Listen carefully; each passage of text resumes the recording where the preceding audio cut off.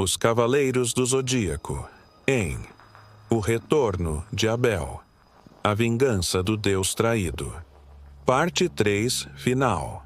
O mundo de Seiya era escuridão e uma dor surda que ecoava em cada osso quebrado.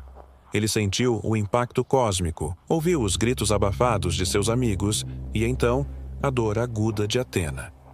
Foi esse som que tentou puxá-lo de volta à consciência, uma âncora em um mar de escuridão.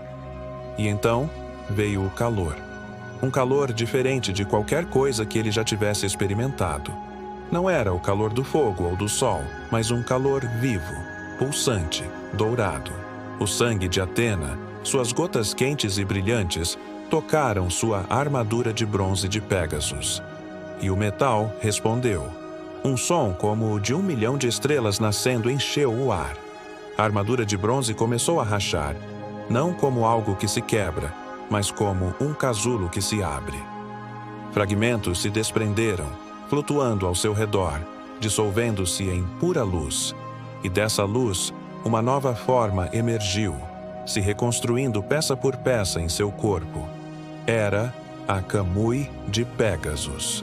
A armadura não era mais de metal, mas parecia feita da própria essência da noite estrelada, com asas etéreas que desdobravam do seu torso, emanando o próprio cosmo de Athena.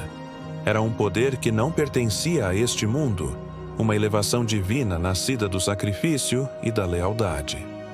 Mesmo com esse poder recém-nascido pulsando em suas veias, Abel era uma fortaleza de ódio divino.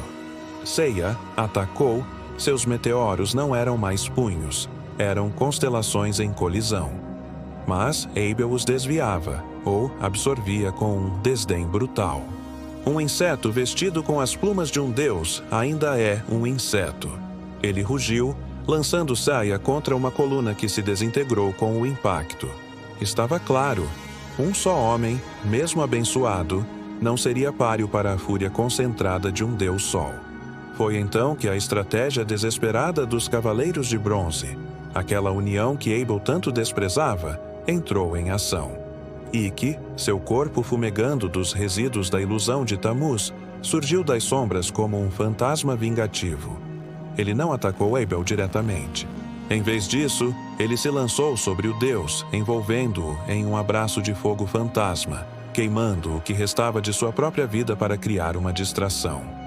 "Não subestime os humanos, deus arrogante!" gritou a Fênix, seu cosmo uma tocha final. Nossa força nunca esteve em um só. Está em todos. É a corrente que você nunca conseguirá quebrar. O grito de Ikki era uma verdade viva.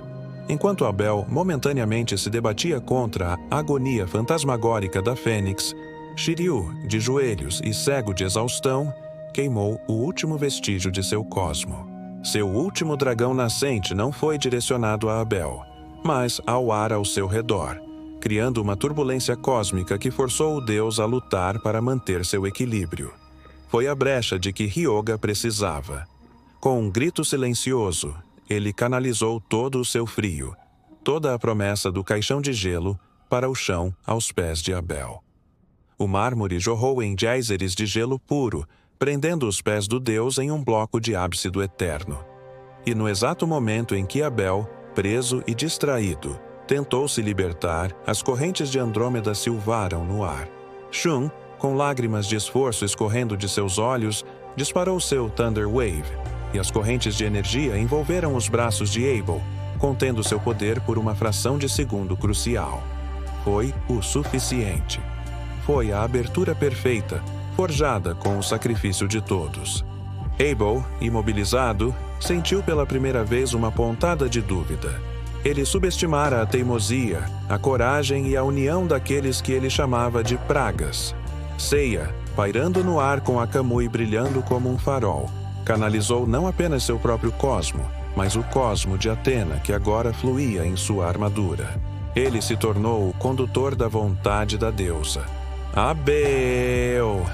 O grito de Seiya não era de ódio, era um grito de libertação, um grito pelo futuro da humanidade. Meteoro de Pégasus, divino. Não foi um, mas uma infinidade de meteoros. Eram estrelas cadentes, eram luz pura, eram a materialização da esperança. Eles atingiram Abel em seu núcleo, no peito, onde um coração outrora nobre agora apodrecia em rancor. A explosão foi silenciosa e cegante. Quando a luz baixou, a armadura da coroa do sol estava em pedaços, e Abel, de joelhos, já não emanava ódio, mas uma tristeza infinita e solitária. Ele olhou para Atena, e em seus olhos, por um instante, não havia o Deus da vingança, mas o irmão que se perdeu. Ele não disse uma palavra. Seu corpo começou a se desfazer em partículas de luz âmbar, dissipando-se no ar, derrotado não apenas por um golpe, mas pela prova viva de que sua visão do mundo era falha. A poeira baixou sobre o templo da coroa do sol, que começou a desmoronar lentamente. A ameaça havia passado. Ryoga, cambaleando, cumpriu sua promessa. Com as últimas forças de seu cosmo, ele moldou um ataúde de gelo translúcido e perfeito, e dentro dele, o corpo sereno e finalmente em paz de Abel repousava, uma figura trágica para sempre preservada no frio silencioso de sua montanha. De volta ao santuário, os cavaleiros se reuniram, seus corpos e almas marcados pela batalha. Seiya, ainda vestindo a camui que lentamente se dissipava, quebrou o silêncio. Ele estava errado. Mas quando ele falou da maldade no mundo, ele não estava completamente errado, estava? Shiryu, apoiado em Ryoga, respondeu com a sabedoria serena do mestre ancião. A verdadeira batalha não é apagar o mal, Seiya. É uma escolha que fazemos todos os dias. Escolher lutar contra a escuridão, dentro de nossos próprios corações e no mundo lá fora, e manter a fé contra todas as evidências de que o bem pode e deve vencer. Saori, com a ferida no ombro já envolta em seus próprios poderes de cura, olhou para seus cavaleiros, seu coração transbordando de um amor doloroso e orgulhoso. A utopia de Abel, ela sussurrou, sua voz chegando a todos como uma brisa suave. Era um jardim perfeito, mas estéril, sem ervas daninhas, mas também sem a beleza inesperada e resiliente das flores que nascem no meio do caos. A beleza da humanidade, a beleza que vale a pena proteger, reside justamente nessa luta constante para florescer, mesmo na terra mais árida e injusta. Esse é o mundo que eu escolho proteger. Esse é o mundo que vocês me mostram todos os dias. Não terminamos com uma celebração, mas com uma reflexão solene.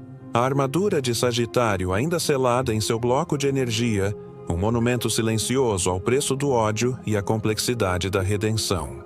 A ameaça foi contida, a batalha foi vencida, mas a sombra da dúvida que Abel lançou sobre a natureza humana permanece, tornando a vitória não doce, mas profundamente significativa. A pergunta ecoa no ar, um convite para que cada um de nós a responda em sua própria vida. E se esta história tocou algo dentro de você, se essas lutas e sacrifícios ressoaram com alguma batalha que você trava em silêncio, eu te convido a compartilhar isso conosco. Comente abaixo com uma única palavra que descreva o que você está sentindo agora. Esperança, angústia, vergonha, força. Não há resposta errada. Sua experiência é parte dessa narrativa, e se você acredita, como Atena, que vale a pena lutar pelas flores que brotam no asfalto, então junte-se a nós. Inscreva-se no canal e ative o sininho, porque na próxima semana vou contar a história de um homem que recebeu uma carta, escrita pela própria pessoa que o traiu, 20 anos depois do fato. Histórias que vão direto ao coração estão sempre a um clique de distância. Até a próxima e obrigado por sua companhia. Você já sentiu o cosmo?